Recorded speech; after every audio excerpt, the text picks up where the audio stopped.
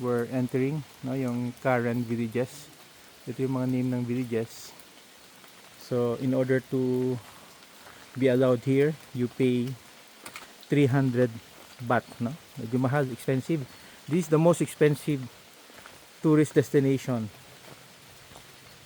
So careful ka lang, pasok dandahan. Ang purpose naman for the payment daw is to support, no, yung mga Karen, no? Karen are the indigenous tribes in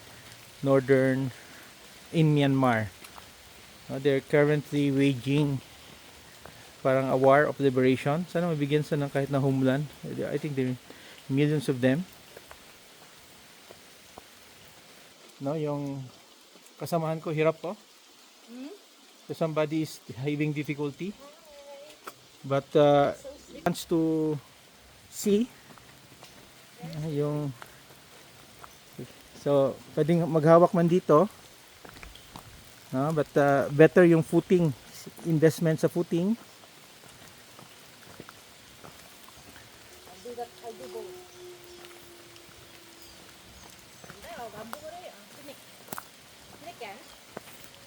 Yeah, tinik.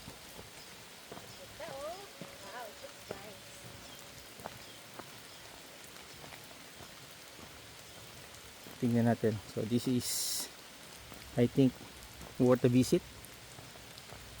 No? Ito yung entrance. Sabi ng tao doon, dito slippery area. Oh, they have here, oh. You want to enter here? May mga tourist pala dito, oh. Pasok tayo dito, eh. May mga tourist here. Para may kasamahan tayo. Dahan-dahan lang dito, ha. Go sa mga area na barbed wire. May kasamahan pa tayo dito. Ito, this is yung parang settlement site nila. So you can see how they live. Livelihood nila. I think we have tourists here also. Ito yung mga bahay nila.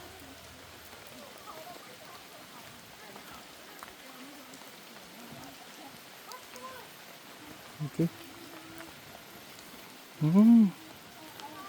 Hi.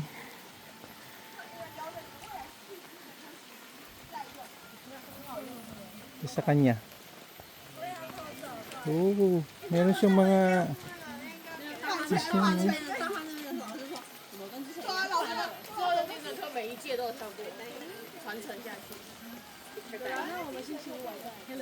tabi ka sa kanya?